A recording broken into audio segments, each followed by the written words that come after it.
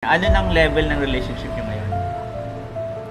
Di ko nga, ako kasi guys, yung personality ko is parang Walang karakat para alam natin lahat ng storya, di ba? So, ano yung mga abangan pa namin sa K-Boys? Sa K-Boys, siguro more pa ang nagbabala kami eh. Ito, dito ko lang ito sasabihin. Nagbabala kami.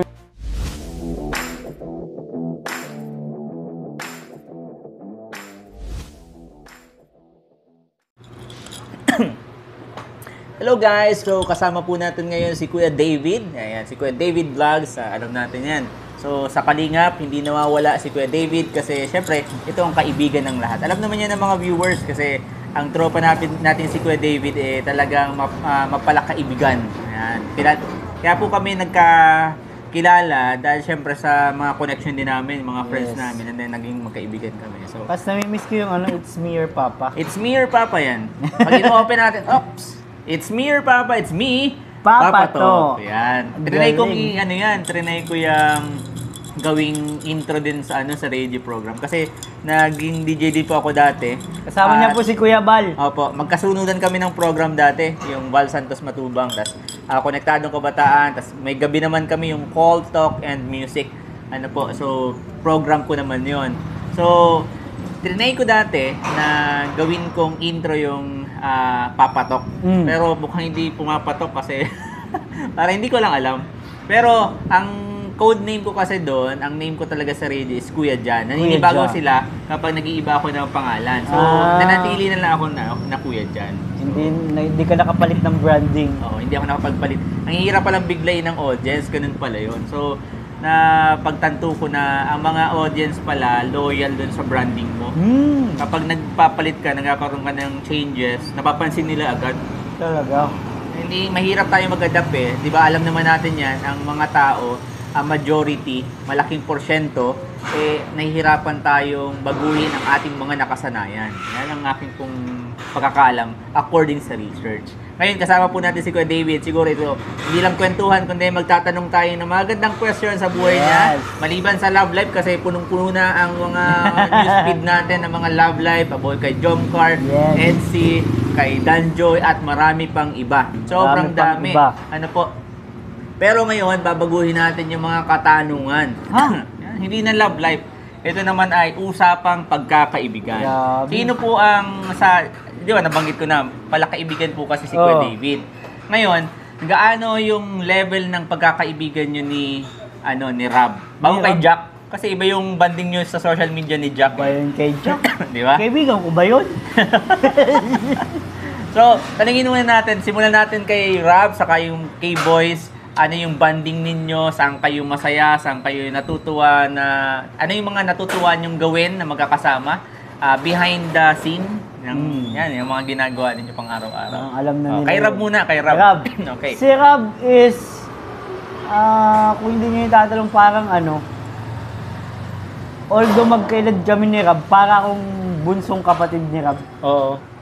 Para siyang kuya pa lang. Parang kuya ko siya na, hindi naman kuya na parang magkapatid kami, parang gano'n. Kasi simula pa bata kami niyan, magkakakilala na sila mami, saka sila Kuya Bal, si daddy. Mag-best friend nga yung dalawa. Pero, kami ni Rob, di naman kami masyadong nag-uusap niyan. Parang, kasi introvert si Rob. Oo, introvert dati, si hindi Rob. nagsasalita. Una kong na-meet si Rob, lang siya ngiti-ngiti lang. Ganyan. Buti nga, ngayon ngumingiti na. Dati talaga, di kaya magpapansinan. Pero, dyan lang siya. Dito lang kami. Parang, walang masyado Pero ngayon, iba na parang nung naging vlogger na si Rob. Nakita mo yung transition niya? Oo, nakita ko na from ayaw niya sa mga tao. Dati ayaw niya sa mga tao. Oo. Talagang, pag nag-gathering po kami kasi may mga gathering kami ng mga anak ng pastor, then sama-sama kami doon. Then kami, medyo nakalayo lang kami lagi. Ganun, dito tayo bro, walang masyadong tao. Tapos wala naman kaming ginagawa, hindi naman kami nag-uusap. Paano mo na napansin? Ano yung mga napansin mo pala nung transition ni Rob. Siyempre, ganito kasi yan, di ba, nung nagsimula si Rob, actually may history pa yan. Nagra-radyo pa kami ni Kuya Val. Nasa 70 plus thousand pa lang yung ano tawag to? Followers ni Kuya Val sa Facebook. Ay, sa YouTube that time. And then, dumating yung time na biglang nag-boom. Dami nang pumipila sa radio station na nanghihingi ng tulong. And then, nandun si Ate Edna, sabi niya, uuwi na daw si Rob. Narinig ko that time, nagkwentuhan kami. And then, umuwi na nga si Rob. And then, yung umuwi si Rob, yun nga sabi ko sa inyo, na pag nami-meet ko, kasama kayo, or si Jed, ganyan. Ngiting-ngiti lang yan si Rob, tapos kung mag-hello, kumustahan, kunting-kunti lang. Ngayon, napansin ko yan, di ba, napunta ka sa Kalingap. Yung beginning pa lang din yung channel ni Rob. Ang kwento kasi nun, si Rob, si Kuya Bal nga, nag-charity na siya. Yung, siguro mga 50k, 20k pa lang yung subscribers ni Kuya Bal nun. Ang number one sponsor niya nun ay yung tita ko. Kapatid ni Daddy. Siya yung nagpapadala, ba, may radio program siya. May mga, paano siya doon, may mga question and answer nun eh. Tapos mananalo ka ng load. Yun, sa radio, si tita ko, yung major sponsor niya dati nun. Tingnan nyo yun, di ba? Bago yung mga sponsor na yun. Kasi, nanonood siya nun dahil kay Daddy. Si Daddy lang ang nakasupport nun kay si Edu. Si Daddy lang ang nakasupport dun kay Kuya Bal, lahat tumatawa. Lahat tinatawanan siya. Si Daddy lang ang nag-i-encourage sa kanya, sige, tama yan, padi, tuloy mo yan, ganyan. So ngayon, kasi nung nagsimula si Rob mag-YouTube, hindi pa yan si Rob, part ng Kalingap. Ang ginagawa niya, nagdo-drawing siya. Nakita ko. May YouTube yan natin, napanood ko. Ilan lang ang subscriber niya doon. Tapos yun, nung nakita ko yun, ako friends naman kami ni Rob sa Facebook. Sinishare ko siya, bro. Sinare ko yung tapos nakikita niya. Nakikita niya yung, salamat bro, ganyan lang yung usap namin dati. Pag may upload siya, share ko. Sa personal account yun. Kasi, marami din tayong kilala noon pa, yung mga connections natin, na pwedeng maging viewer ni Rob noon. So, yun pa yung content niya. Hanggang sa makita ko, nagkausap kami. Bro, nagre-react na siya kay Kuya Bal. Reactionist na siya ni Kalingap, ni Kuya Bal. Siya palang unang reactor. Hindi naman siya ang una, pero isa siya sa mga una. Nagre-reaction video siya. Tapos, ayun, nung malaman ko nga na, kasi si Kuya Bal, halos araw-araw naman yung sa bahay. Talagang walang araw na parang hindi namin nagkikita sila ni Daddy. So, parang nasanay na lang din ako na nandiyan si Kuya Bal. Ngayon, nag-chat si Rob, uuwi na daw siya. Sabi ko, sige bro, kasama kami ni Evans TV, puntahan ka namin. Yan. Punta kami. Alam ko yung mga panahon na yan kasi Evans nauna. Di ba nauna yun sa'yo? Nauna yun sa parang akin. 2 weeks lang nga yata yun si Evans. Para pagkakatanda ko, tapos biglang naputol ang... Kasi that time, yan yung kabisihan natin. Busy tayong dalawa noon. Sobrang busy po namin sa mga events, mga ganyan. May mga event po kami ng kabataan na inaasikaso. Naalala ko pa, sabi mo, di ba, teacher ka? Ito talaga, pag bahala na si Lord, gusto kong seryosohin kung ano yung plan. Then, napapag-usapan natin ngayong vlog. And then, that time, nakasama ka na nila Kalingap. Hindi, meron pa yun. Yung unang dating ni Kalingap Rob, dito, di quarantine. Yun. Bawal makipagsalamuha muna. Kami ni Evans, punta agad kami dun. Punta agad kami sa bahay na sa bahay ni Rob. Kasi alam na namin na nandiyan na si Rob. Tapos yun, kumusta kami, ganyan. Tapos parang after nung day na yun, siguro mga nakadalawang punta pa kami doon. Wala lang, kwentuhan lang, ganyan. Catch up sa mga kababata. Kumbaga, parang matagal ba siyang nawala dito? Matagal, bro. 5 years siyang nagtrabaho sa Manila. Yun. Basta ang una kong balita kasi kay Rob, yung digital artist siya. Nakita ko sa yung video niya sa YouTube na gumagawa siya ng mga art. So, bali yun yung 5 years yun sa Manila, working pa lang yun. Pero matagal siyang nawala dito kasi sa Naga siya nag-college. So simula pag-graduate siya ng high school, hindi na kami masyado nagkikita. Pero ang tinutuluyan niya kasi sa Naga, tita ko. Oo, grabe. Doon siya nagbo-board. Grabing revelation na dito alam ng mga karamihan. Di Ito ko alam mga kung- behind, di ba? Hindi nila alam. Tapos, Tapos nag-college siya, nag-aral, then napunta siya dito, di ba? Nung Napunta siya dito. quarantine pa the time, yung mga COVID pa. And then, anong mga initial na mga plano nyo nung nagkakita-kita kayo? actually, wala sa plano yung sasama kami sa vlog. Sa Wala totoo pa lang. yun. Wala pa. Parang nagbabanding lang kami, nagka-catch up lang kami ng mga magkababata. Ganun. Ngayon, bumili siya ng bahay, yung bahay niya na ngayon. Excited siya na parang, bro, tambay kayo dun. Landun lang ako palagi. Pag gagabi, punta lang kayo dun. Hanggang ngayon, parang 2 gabi pa lang. Parang ang plano namin is gabi-gabi kami doon. Oo. Mag-swimming, catch up. Kasi parang pagod siya sa maghapon sa vlog, parang gusto niya lang nakausap. Sige bro, punta kami dyan ni Evans. May naman ako noon. Parehas kami ni Evans, may work, teacher ako. So, ang time lang talaga namin is after office hours. Tapos yun, nung pangalawang gabi, bigla niya kaming, ano kaya bro, kung sumama kayo sa amin, bumuo tayo ng grupo. At bago pa lang kasi, sinasabi na ni Kuya Bal, nung unang dating pa lang namin, yan, si Raji, si Sir David. Sir David ang tawag sa akin. Kasi kumbaga, kasi introvert si Rob, kailangan talaga niya ng team that time. Parang ng lakas ng loob din. So, anong nangyari? Di ba, from introvert, ano na yung nakita mo sa kanyang pag-progress ng kanyang character as Kalingap Rob? Si Kalingap Rob, pag may mga, isa sa trabaho ko dati doon, kay Rob, nung konti pa lang kami ang taga-entertain ng mga bisita. Kasi si Rob po, di yan masyado nakikipag-usap dahil nahihiya po yan. Oo. Kasi nga, introvert siya. Pero kami, at times goes by, sabi ko, kailangan din ni Rob matuto nung actually, marunong man siya. Marunong si Rob. Hindi lang siya sanay. Hindi lang siya yung parang 2 minutes mo lang siya kausap, medyo na siya. Lobat na agad. Naiilas na yung social battery na, wala na eh. Pero as times goes by, kami kasi mga sanguine kami. May ingay talaga po kami. At the same time, teacher pa kami. So, marunong kami mag-entertain ng mga bisita. Yung mga supporters na dumadating. So, parang lagi ako nandun kila Rob kasi si Rob nag-edit sa taas, ako ang kausap ng mga supporters na dumadating. Bababa lang siya, pa-picture, usap ng konti, alis na siya, taas na siya ulit.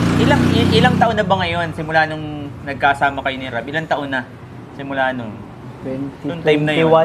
4 years. 2, 3, 4. 4 years. Sa 4 years na yon, ano yung mga magandang bagay na nakita mo kay Rob? At ano naman yung mga bagay na pinagbago niya na sa palagay mo, sana ibalik niya? Parang ganun. Sana ibalik niya? Oo, kung meron man. Feeling ko lahat improvement siguro. Ano lang siguro ngayon, sa dami niyang iniisip, makakalimutin na. Makakalimutin na. Sobra.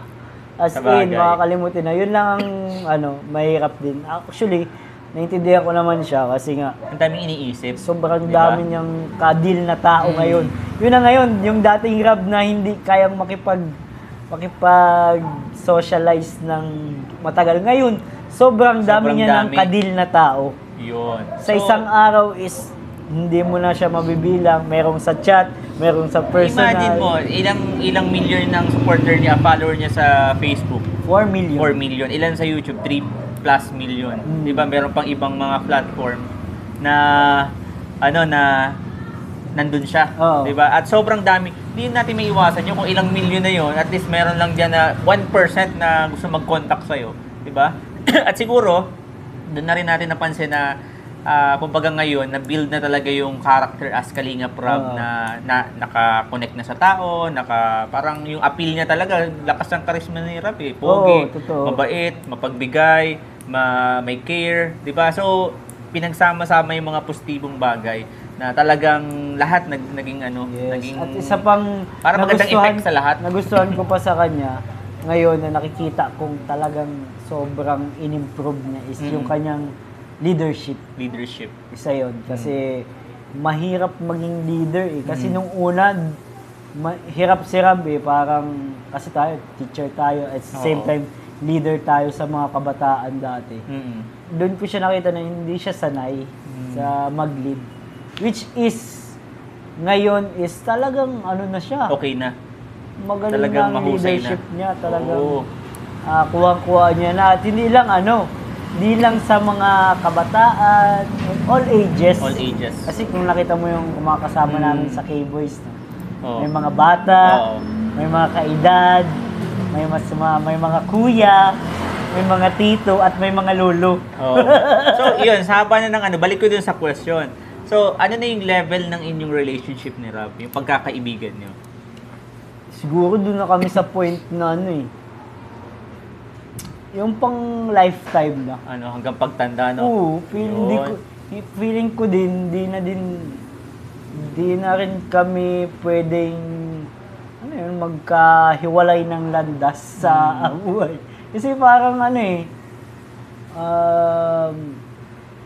lagi siya din siya nandyan sa buhay ko, parang gano'n. Tapos lagi na rin ako nandyan sa kanila, sa family niya. Kulang ng araw. Inaanak ko na yung anak niya. At yung maging anak mo, maging... Inaanak, ninong din siya. Oo, malamang ganun Malamang. So, sa level na yon, at least alam natin pang habang buhay na yung, ano, yung level. Naiintindihan to naman yung mga tao may kaibigan. So, dumating si Rob, nagkaroon ng pagkakataon na masama ka sa team. Actually, original yung team na sa mga, yung unang K-Boys. And then, nakasalamuhan sila Ian, yung mga kaibigan ni Rob, di ba? K-Boys. Yung K-Boys na to, sila Edu. Ngayon, sa level naman nila, ito yung kaibigan naman ni Rob, di ba? Or nasa circle niya. Ano naman yung level ng iyong pagkikipagkaibigan at nila sa iyo? Ano yung relationship din ninyo? Nila Edu, nila Ian, sino pa? Sila, even sila ko Jensen, di ba? Tropa Pips yan, circle yan, Jensen. sila, sino pa? Itong lahat ng circle niya, itong talagang malapit sa kanya. Ano nang level ng relationship niyo ngayon? Di ko nga, ako kasi guys, yung personality ko is parang hindi ka mahihirapan na magsabi sa akin ng secret. Parang ganun. Kaya ngayong pagpasok ko dun sa circle nila, nagtataka ako, hindi naman kami magkakaklase nung high school. Actually, magkakalaban nga kami nun sa mga competition sports, sa music, sa arts, nagkikita-kita na kami. Pero di pa kami magkakakilala. Sila Ian, so parang parehas na din kila Rab eh. Ganun na rin? Ganun din yung, kasi pumasok ako doon ng ng K-Boys is walang tawag din, walang ranks. Oo. Alam mo yun? Yung parang pantay-pantay kayo lahat, sharing ng ideas para sa isang vlog. Napansin ko nga rin yun. Ganun yun. Kasi, di ba, kahit pa paano, nakasama-sama naman ako sa inyo, hindi katulad nyo na laging araw-araw. Pero at least sa mga initial na yun, napansin ko nga yung band sa loob ng Kalingap, parang very relational yung approach. Na what I mean, hindi siya parang sa professionalism lang, vlogger ako, mag-vlog tayo. Hindi, relational yung approach, may camera o walang camera. So, ito yung point of view ko. So, kaya ako tinatanong naman sa point of view ni Kalingap David, kasi iba naman yung, syempre, nasa circle ka at nakikita mo lahat, kahit behind the scene. Syempre, kung totoo ba, at kumbaga yung confirmation lang na, kasi yung feel ko na relational yung kanilang approach, and na-appreciate ko yun. Even the time na hindi pa naman sila mag-asawa ni Jack dati. Oo, kasi, ito lang dito, pag magkasama kami ni David, that time, binata pa si Rob that time. Kasama ako doon, di ba, nagluluto ako, and then nakitulog din minsan, pag nandito ako sa diet. Wala pa po itong shop, wala pa akong business. Pag may ganap kami sa diet, sabi ko, nahihirapan akong umuwi. Unang-una, yung motor ko, ayaw ko pa sira-sira, ayaw ganun. So, sabi niya, okay lang tayo matulog. So, tutulog naman kami doon. Ganun yung level of friendship namin ni Rob. Yung bahay niya, pinapatulog ko to. Tulog kami doon. So, ako naman, gusto ko lagi may ambag naman ako sa buhay. Eh di, kung may lulutuin, eh di, ako naman almusal, akong gabihan, basta kung anong pwede kong iambag, ayon sa aking kakayanan, gagawin ko. So, yun, nakita ko rin yung transition na yun. Parang, at least kahit mag-glimpse yung sa akin kasi bago sila maging mag-asawa, di ba? Nakita ko bago mabuntis si Jack. Even sa ikasal, Kasal, kinasal, oo. yung ngayon. So, yun, nakita ko na solid talaga yung character and personality ni Rob na hindi siya nagbabago. At kung may pagbabago man, in a nice way, positive, mas nag-grow. At the same time, nadadama yung team. Kasi, ito yung napansin ko, psychological to parang nami-mirror ng mga group ng nasa Kalingap, even yung the way si Rob magsalita, the way siya, yung mga punto niya, mannerism niya, may ibang vlogger, parang feeling ko, may pagkagano na rin ng tiga-kaunti eh. Kasi feeling ko, ano yan, part yan ng, natin, ng influence. So nakita ko yung kay Rob. So, pagdating Kalaian, naging same parang vibe. Parang tropa. Pero, ano naman yung level papunta kala Jomar? Kasi si Jomar, lately na lang siya. Kasi si Jomar, nabanggit ko nga ito sa vlog namin ni Jomar, na naabutan ko siya, yung unang-unang niyang punta sa Daet that time, yun yung birthday namin ni Jack. Pagpunta natin ng Makulabo. At in-approach ko pa siya nung time na yun kasi sobrang tahimik po niya ni Jomar. As in, nakaganto lang siya. Kasi day one niya yun.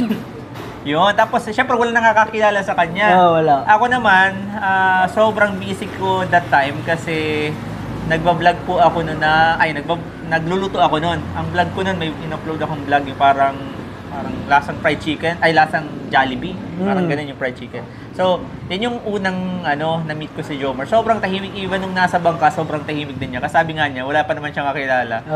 At syempre, si Rob naman, marami namang kausap lagi. So, tahimik talaga yan. So, ngayon, pumasok na si Jomar sa eksena ng Kalingap. At alam naman natin na ang ganda rin ng vibe na binibigay niya. Napaka-gentle, napaka-malumanay, kumbaga magugustuhan mo yung personality niya. Ngayon, ano naman yung iyong relationship kay Jomar? Kasi syempre, sa vlog ko na lang, sa totoo lang, ang daming nagko-comment na, kasama na naman ni David si Jomar. Pero ako di nagtataka kasi nga, friendly po talaga itong kaibigan natin si David. Ngayon, ano yung level naman ng iyong relationship kay Jomar? Ang si Jomar kasi, nung pumasok siya sa Kalingap is, di ko alam na na papasok pala siya sa Kalingap. Bigla na lang may nakita kaming kotse doon sa tapat na pagsilip ko sa loob may tao. Tinanong ko siya anong sadya niya, ganyan. Sasama daw siya kay Rob. Di niya pa masabing siya eh. Tapos bigla lumabas sila Rob, Jomar, gano'n yun. Tara na, alis na tayo. Ay go, kasama pala natin dito si paring Jomar. Yun yung Makulabo natin. Yun yung time na yun. Tagal na naghihintay. Actually, matagal na yun doon. Tagal na siya doon. Ay, nasa sasakyan siya nun, tapos parang pinapasok ko siya sa loob. Kung nagpasok siya sa loob. Kaya kung nga siya na-approach that time, kasi nasa loob lang siya, matagal siya. Kasi napansin ko kapag nandun lang tayo sa may coffee shop dati, laging may pumupunta doon humingi ng tulong. Pero kung hindi naman humingi ng tulong yun, pogi, di ba? Yun, tahimik nga lang. Siyempre, lang ako kung siyempre may hinihintay. And then si Rob nga. Si Jomar kasi bro, pumasok si Jomar. Nagta-transition si Rob ng pagiging binata. And may asawa. Tama. Alam mo yun? So, yung time na yun, ako na halos araw-araw ko, gabi-gabi, oras-oras yung kasama si Rob. Nung pagpasok ni Jomar, parang yun na yung time na hindi ko na nakakasama si Rob. Oo. Kasi nga, syempre, may pamilya na siya. Mas busy siya dun kay Jack. Lagi silang nandun kay Jack. So, parang yun yung time na kakapasok ni Jomar. So parang naging close kami ni Jomar hanggang sa nagpatulong siya sa akin sa channel niya, yung mga pagpamonetize, ganun. Lagi ko siyang kasama sa live ko kasi ako nun mas mataas pa yung subscriber ko kay Jomar. So mas may nakakilala sa akin kaysa kay Jomar. So, promote ko lagi siya, ganun. Tapos siya, itatanong siya kung ito bro, pwede ba itong vlog? Anong style ng pag-vlog dito? Mga ganong typical. Hanggang sa parang naging close kami ni Jomar na napansin namin, halos araw-araw na din kami magkasama. Yun. Gaya nung closest namin dati ni Rob, nung binata pa siya. At yan yung karamihan, hindi yan alam ng marami. Diba? Hindi. Wait lang ha. Huwag lang yung ilaw. Wala pa yung ilaw. Yan. So, yan yung hindi alam ng marami yung band ng ninyo sa loob ng Kalingap. So, yung level mo ngayon kay Jomar ng friendship, relationship as hindi lang vlogger kundi magkaibigan, kapantay na ba ito ng nila Ian, nila Rob, mga ganon? Actually, oo. Parang lahat namang kami kasi sa K-Boys is parang walang nakakaangat Oh, hindi nagmamatter sa inyo yung time. Di ba? Oo, kung kailan ka pumasok, parang ganun. Walang seniority. Wala. Talagang, Walang ganun. yun kayo isang maganda sa Kalingap. Talagang, ang approach dito is, hindi sukatan ang tagal, hindi sukatan dito ang subscriber. Di ba? Pwede kasi yun. Kasi pwede sabihin natin na, ay, mas maraming subscriber to, kaya senior to. Walang ganun. Walang ganun, guys. Walang ganun. Saka ako nga sa totoo lang, ako minsan nahihiya rin mag-interview sa kanila kahit pa mga nakakasama natin. Sa totoo lang, nahihiya naman talaga ako. Pero ito, na ano ko lang nitong pagpasok lang ng parang February, kailan ako nag-start. Kasi, di ba, matagal naman kayo tumatambay dito last year pa. Pagtayo tayo ng store. Kahit nung noon pa na napapadain, parang never sa isip ko na magbablog ako kasi actually si Kalingap David po ang isa sa laging nag-i-encourage sa akin na mag-live tayo, mag-post ka bro, ganyan. Ako naman, alam mo parang minsan, ewan ko, sana hindi na dumating sa ganito. May pagkakataon sa time ko na parang, natamad ako, yung parang wala sa wala sa focus ko, parang gano'n. May vlog pa nga kami doon ng Tagaytay, hindi ko na na-upload. Tinapos ko yun, yung vlog ko, pero hindi ko na. Late na So, parang ganun naman yung yung parang nangyari sa akin. At yung binabanggit ko naman is hindi naman far away, pero kasi nakikita ko naman sila, nakakasalamuha ko naman sila. Hindi lang yung level na katulad ni Kuya David. Kasi si David, araw-araw, kakasama si Jomar, sila Dan, yan, lahat ng nasa K-Boys, si Kalingap Rob, even si Jack. Di ba? Pansin nyo po yung biruan nila, yung banding ni Jack saka ni David sa online. Mapapansin nyo kung gaano sila magkaka-close. Kasi sila, parang very prank dun sa mga joke na binabato nila. Ibig sabihin lang, yung level ng relationship, makikita rin natin dun sa mga pinapakita nila sa atin online.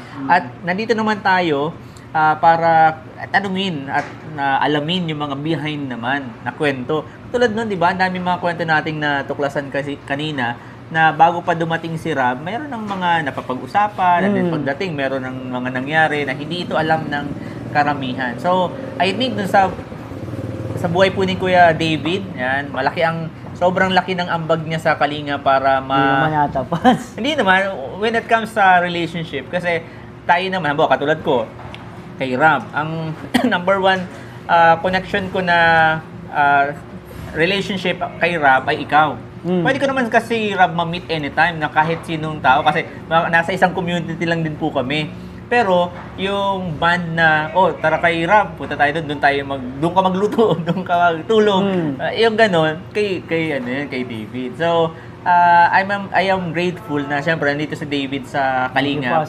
Kasi sa totoo talaga bro, parang for me, maraming tao kasi na maraming iba't iba tayong perspective. Either yung iba good perspective, yung iba naman bad perspective, yung iba naman wala lang. O ano-ano man yan, ang pinakamahalaga po dito nakikita natin yung kanilang relationship sa napapanood natin. At the same time, yung mga gantong interview naman, ito yung mga interview na tinatanong lang natin yung mga bagay na hindi natin nakikita. Yan, para at least parang transparent na tuloy yung buhay nila, no? At Kami ngayon nila Jomar sa kanila Dan, yung relationship namin yun is parang yung alam mo yung hindi kami magkakasama pero pag parang may naisip kang na joke na natawa ka, naalala mo, i-chat mo siya. Ganon yun ngayon. Bro, naalala ko yung joke niya, ganyan. Ganon, yung parang kung ano yung maisip mo, sasabihin mo sa kanila. Yung parang hindi mo kayang hindi ikwento. Kasi nga sila na yung lagi mong hinahanap na kwentuhan. Diba? Ganon din sila Dan. Pag may nakikita siyang medyo natawa siya, bigla siyang tatawag, bro, naalala mo ba si ganito yan? Ganon. Si Jomar, ganun din. Lagi kong hinahanap. Napaalam pa nga yan si Jomar minsan sa akin, bro, uwi akong Naga. Ganun. Yung parang hindi naman kailangan. Pero alam niya nga hanapin ko siya. Kaya bro, mauwi ako Naga bukas, ganyan. Oh, sige, ingat ka, ganyan. Ingat ka, kailan ka babalik, ganyan. Mga ganun na, yung parang, sasabihin mo lang, hahanapin mo lang yung, parang pagdating mo sa bahay ay di mo man kailangan si mama mo. Asan si mama? Diba? Parang ganun na din kami, parang, kahit hindi mo naman siya, kailangan, hanapin mo siya para, kaya ng idea mo, lalong-lalo kumbaga, isa na sila sa mga nagpapakompleto ng araw mo. Totoo yan. Diba? Totoo. So, bago natin tapusin, itong lahat ng napagkwentuhan po natin, actually, hanggat maaari, ang mga upload ko, hindi ako nagka-cut eh. Kasi, halos lahat ng upload ko, parang Kuya Bal na. Walang karakat, para alam natin lahat ng storya, di ba? So, ano yung mga abangan pa namin sa K-Boys? Sa K-Boys, siguro more pa ang nagbabala kami ito dito ko lang to sasabihin. Nagbabala kami mag-travel ulit. Sana naman makasama tayo. At gusto ko makasama talaga lahat. Actually nag-uusap na kami ni Rab. Kasampay ako sa lahat. Pag may tao ka na dito pa sa TSNC. Madali na maghanap ng tao. Siguro yun, kasi yun, parang nandun na kami sa level na gano'n na gusto namin ma-explore yung ibang lugar. Siguro yun na lang, travel. Pwede lang ako ma-explore. Yun na lang siguro. Tapos, di namin in-expect na mangyayari sa gantong point na parang paano ko ba sasabihin? Parang lumalawak yung yung influence, circle of influence. At the same time, yung nararating nyo. Yun, napupuntahan nyo direkta yung mga follower nyo kahit malayo sila. Kakatuwa. Di ba? So, guys. Yun guys, so abangan natin kung makakasama ako. Sana makasama ka. Yung passport ko parating na next week. Ay, hindi. Hindi, nakapag-appointment pa lang pa kami. Pero I think mga bago matapos ang by April nandito na sa amin yung passport. Pero hindi pa po international ang pinaplano namin kasi buntis pa si Jack. Kahit po saan.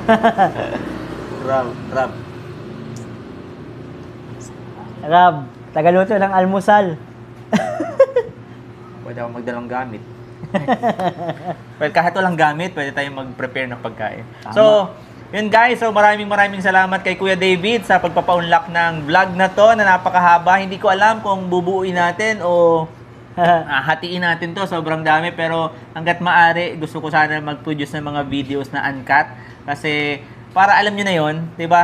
Wala tayong filter sa mga natin, yung mga question ko random yun. Random. Ganyan tayo eh. Itong interview to, random din to. Ako po ay matagal akong tumigil sa radio program at sobrang nami-miss ko na. At the same time, hindi na po ako nahasa. At saka ngayon, madalas ako nag-i-stutter, rumble din yung mga nasa utak ko, pati yung mga pananalita ko, even Tagalog grammar ko, sala-sala. So, pagpasensyahan nyo na guys, tao lang. At sana po ay makabalik tayo sa ating dating ginagawa. Hindi buong buo, pero at least malapit na. Ano po? So, marami pong salamat. Sana sa susunod po, magkita-kita muli tayo. It's me, your Papa. It's me, Papa Talk.